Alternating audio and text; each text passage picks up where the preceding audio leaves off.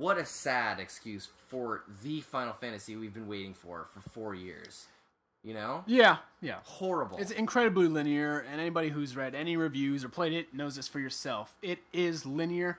The open world comes, and it's very brief even once you get there. I mean, sure, you do all the side quests and stuff. You're going to sink 20 hours into just wandering around, but the area to wander is still relatively small. There's no towns, which is weird. All the shops are just based at your save points. You go to the save point and pull up a shop that's magically there. So, yeah, in that regard, I agree. I mean, it's a little disappointing. It doesn't have that freedom that a lot of every other Final Fantasy game has. You know, every other one I've played, at least.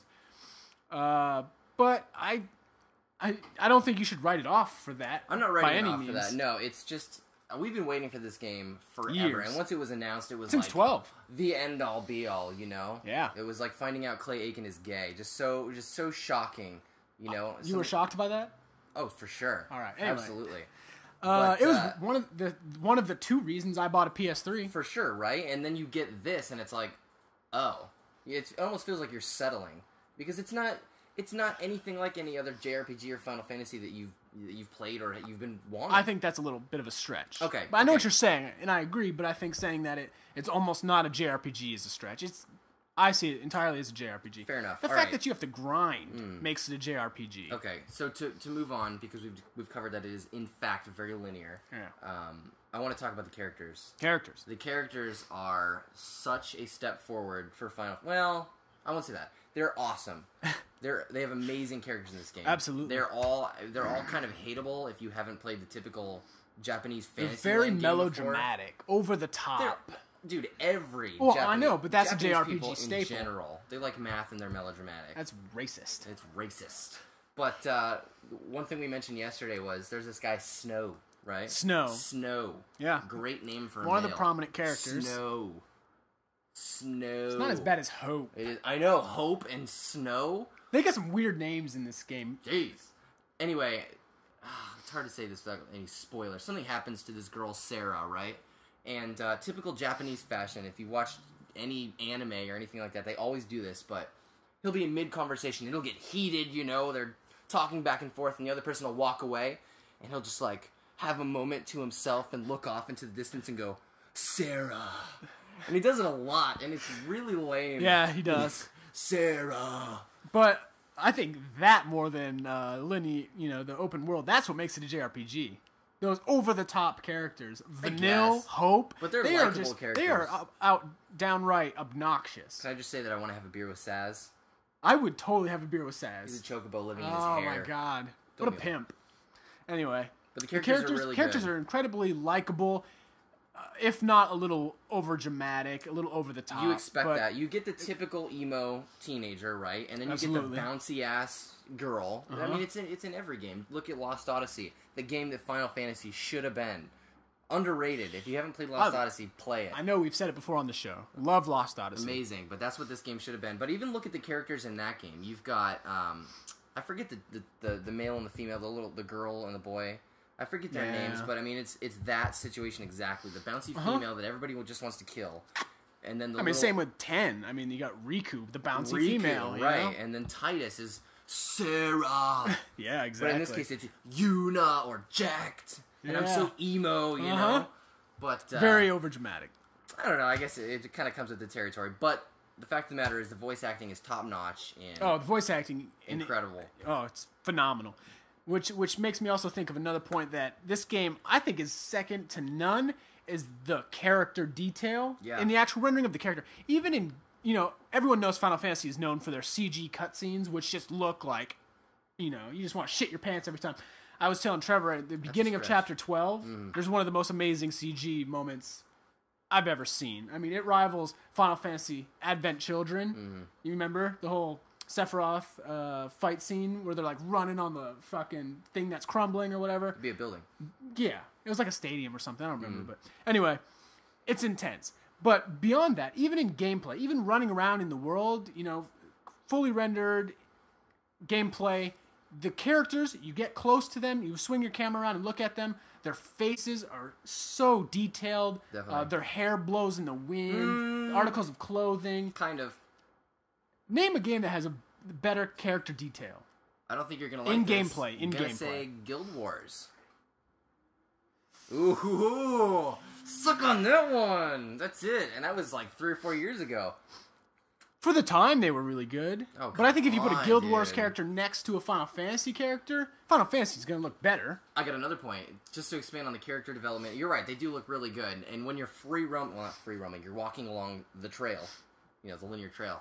I don't know how to explain it, but, you've got your main character who you control, and the other people just kind of, like, walk behind you, typically. Not usually. They run forward into other mobs. And they just stand around these other monsters that you're about to fight, and they just run ahead and stand there. Not only that. They don't care. Yeah, but they always...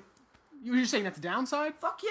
Oh, no! Well, I see what you're saying. But I thought it was cool because they actually mixed it up. They don't just follow you, but they actually will say, I'm going to go scout out ahead. Yeah, and then they'll run ahead. It's usually relevant, too, Yeah. They'll actually say that, which I thought was incredibly human and awesome. Oh, for sure. I agree that sometimes they'll run right past mobs. The mobs don't care about them. They'll stand next to a boss and just kind of sit there and wait for you. Like in front of this giant fucking monster. The mobs won't aggro the guys following you. They only aggro the main character. But beside that little point, I thought that was incredibly human of how, they actually will say, hey, I'm going to go check out what's around the corner. And then they'll run ahead of you. I like that too. Yeah, so. But, healthy. Good and bad to that point. Yeah, that was one of my favorite things, besides just the graphics looking stunning, the character models specifically, because some of the world around you, the textures will be a little bland or whatever. For the record, we are playing it on Xbox 360, which everybody has said looks slightly more dull than the PS3. That going in. You expect it, because, come on, the PS3 has more horsepower behind it. It's running on a Blu-ray. It puts all of it onto one disc. And just, from everything I've read online, the colors are a little bit crisper, details are a little bit better, but, it still looks phenomenal on the Xbox 360. Mm-hmm. Something I just thought of, load times are surprisingly quick. Yeah, I really haven't run into even Good rendering CG scenes or switching from a CG scene to gameplay. Yeah. The load times are really snappy. And I will say that jumping into a random encounter... you jump in and usually there's like a second and then it starts. Yeah. This one's almost instant. It's almost fluid. It does that whole Final Fantasy trademark. It freezes the scene. The camera pans. Then the camera pans and you're right into combat. But it's cool though because it's really fluid and I like that. Absolutely. I like fluid. Something you've mentioned to me and I'll let you go into the detail. Something that this game has changed. Talk about the menu system. Oh. It's amazing. Right? It's incredible. And I will say that this game sets the standard for menu systems from this point forward, because when you hit Y and it brings up the menu and you pull up like a character or something, it plays a little animation. It shows almost like a most of them are close-ups of their faces. Yeah, or it's like a little QuickTime clip of something happening, and it looks really cool. And then you've got all these things on the side that you can select. It's really fluid, super nice, and it looks gorgeous. It's very Apple, if you will. I don't even want to get into the Apple. Then let's argument. Not get anyway. into it. I'm trying to think of anything else. That's pretty much it for me. I really like it. I like it a lot, too. As linear as it is, and okay, here's another thing. It's not... I haven't had any trouble yet.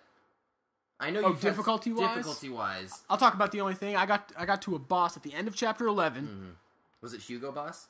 I don't know what that means. Oh, okay. Anyway. Up until the boss at the end of Chapter 11, I was in the same boat as you. I had no problems. I might have died once or twice on a boss, just trying to figure out the fight. I didn't know... their abilities or something. But the end of Chapter 11, I spent, no exaggeration, 5 hours refighting, fighting, changing my strategy, changing my characters, trying to beat this boss. And I couldn't get anywhere close. Okay. I'm not a fan of grinding. I do enough of that in World of Warcraft, which I still play, by the way. I do enough of that in World of Warcraft. If I want to grind, I'm going to play an MMO. I'm not a big fan of it. I'll do it, which I ended up doing, because I got to a point where I was like, all right, I'm either going to put this game on the shelf and never play it again, or I just have to suck it up, grind, level my characters up. And I backtracked a ways to a nice open area with a good place to grind. I spend 10, 11 hours over a few days killing the same mob over and over and over, leveling my guys up. And then I redid it, and it was, piece of cake. My guys were super strong, almost maxed out, and I breezed right through them.